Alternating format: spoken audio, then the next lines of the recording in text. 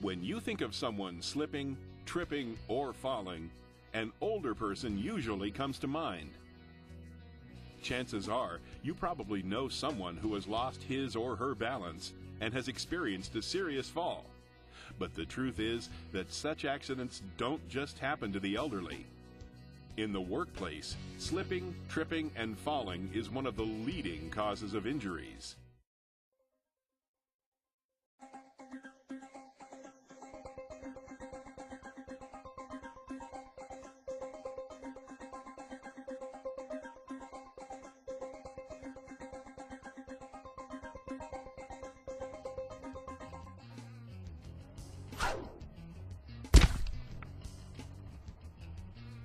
According to OSHA, slip, trip, and fall accidents account for the majority of workplace injuries and are a major cause of accidental deaths, second only to motor vehicle accidents. Slip, trip, and fall accidents occur frequently because situations that can lead to such accidents are all around us.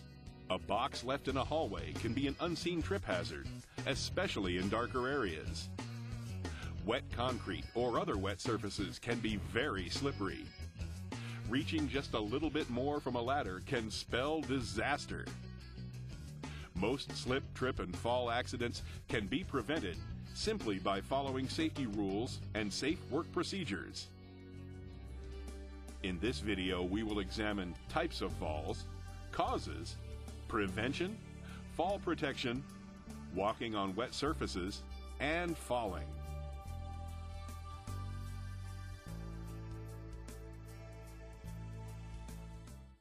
There are two types of falls that can occur: same level falls and elevated falls. This program will mainly address same level falls. Falls from elevations require specialized protection and training and will only be discussed briefly in this training program. Same level falls occur more frequently and are primarily caused by slipping or tripping. A same-level fall usually results in less severe injuries than falls from elevations and are mostly back-related injuries, broken bones, sprains, or strains. Although elevated falls occur less frequently, they typically result in more severe injuries and in many cases have led to a fatality. Elevated falls can occur from ladders, stairs, buildings, docks, vehicles, or other structures.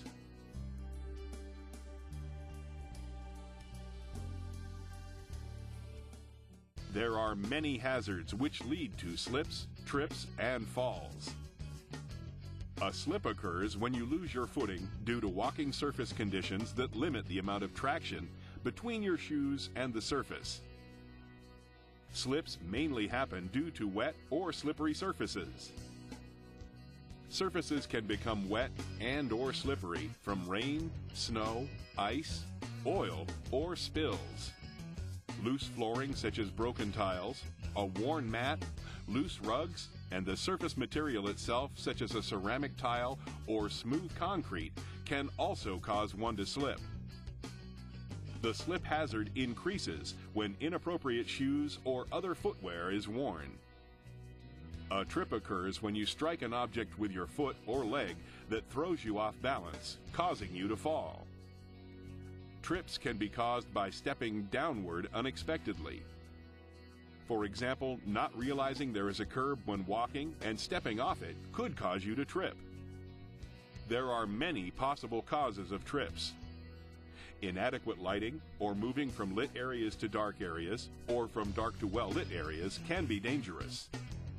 Other trip hazards include obstructed pathways from tools, equipment, supplies, debris, cables, and/or cords.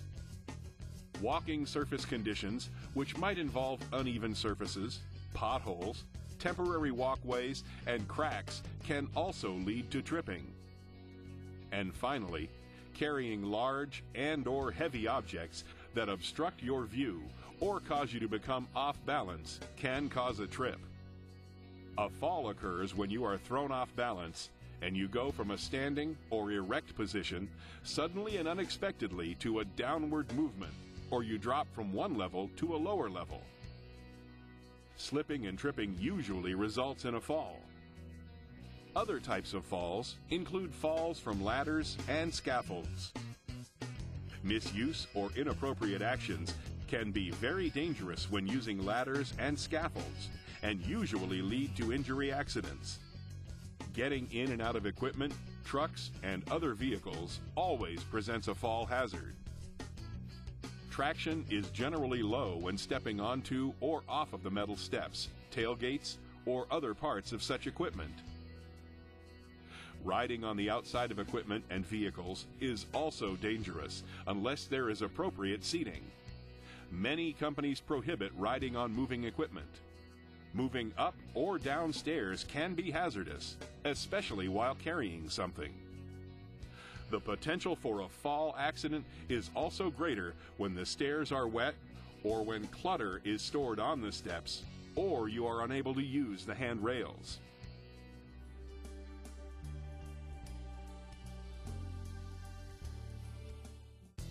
Preventing slips, trips, and falls is an ongoing task. Every day you should look around and inspect your work environment for hazards or potential hazards. Be aware that the potential for hazards can change frequently, even during the workday. Employers and employees must be aware of their surroundings and take the necessary steps to minimize or eliminate hazards daily. Housekeeping is one of the most important aspects of preventing hazards. A messy work area leads to unnecessary hazards. Good housekeeping is the most basic step in preventing slip, trip, and fall accidents. Clean spills immediately. Delaying a cleanup potentially exposes many more people to the hazard. Use wet floor signs or barricade the area to identify wet areas. Never allow anyone to walk on a wet floor if possible. Remove debris and scrap frequently from work areas and place in designated locations. Keep walkways clear of materials, debris, and clutter. Always keep floors swept. Whenever possible, run cords, cables, and hoses overhead. Secure and cover cords, cables, and hoses that cover walkways. Lighting is important to maintain a safe workplace. Keep work areas well lit. OSHA has minimum standards for illumination that apply. If you see a burned out bulb, replace it or report it to your supervisor immediately so it can be replaced. Maintain appropriate lighting through the use of portable light stands if necessary. Do not allow the stands to become a tripping hazard. Move cautiously in minimally lit areas and when moving from well-lit to darker areas. Let your eyes adjust for a moment before moving. Wear dark glasses when working in direct sunlight, if practical. Stairways are always a tripping hazard. It is important to keep them free of materials and debris.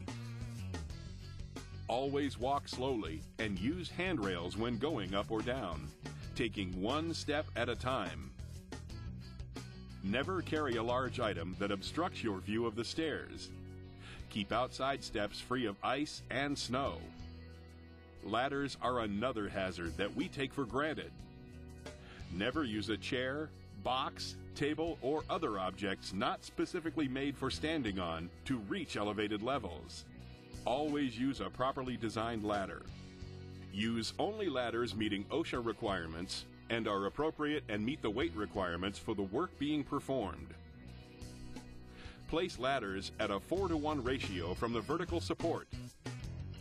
For every 4 feet of working length, the ladder base should be 1 foot out from the top support.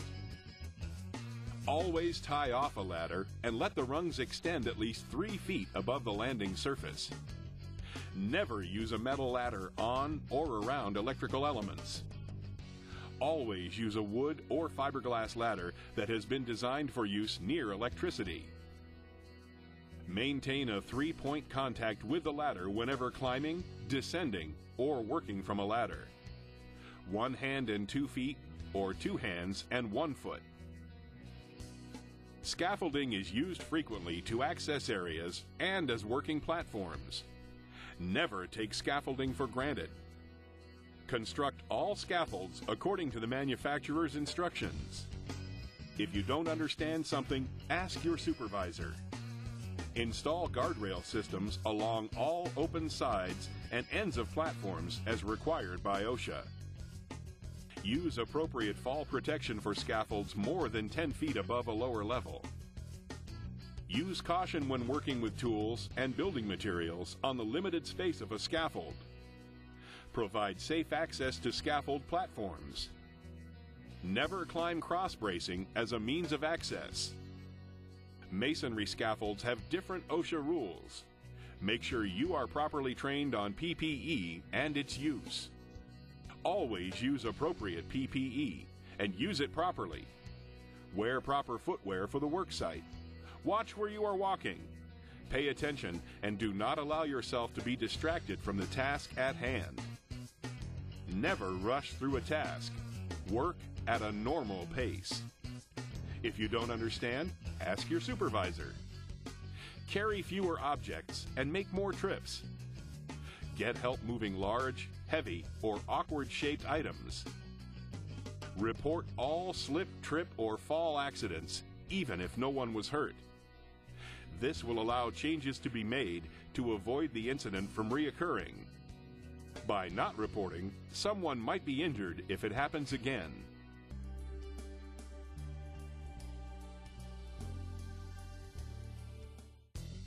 Construction employees working at elevations of 6 feet or more, and all other employees working at elevations of 4 feet or more, must be protected from falling by a guardrail system, safety net system, or personal fall arrest system.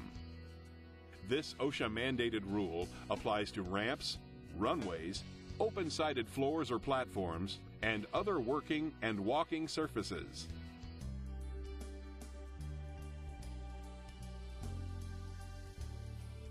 If you must walk on wet or slippery surfaces, there are certain precautions you can take to prevent slipping and falling.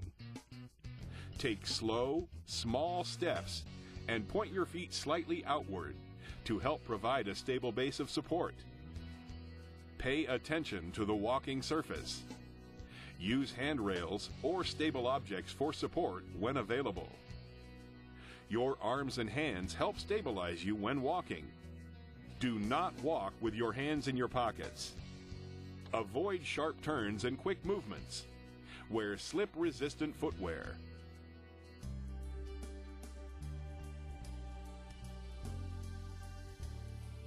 The purpose of this training program is to prevent falls, but should you fall, it is important to know how to fall to minimize injury. As you are falling, twist or roll your body to the side. Tuck in your chin and turn your head.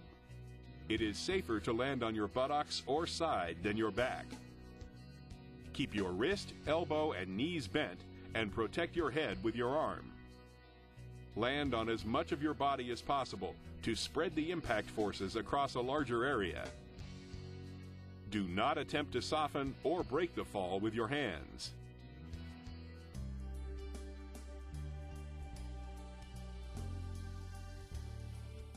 Slips, trips, and falls continue to be a major problem in the workplace. Knowing the causes and steps to prevent slips, trips, and falls will make you a better worker and a safer one.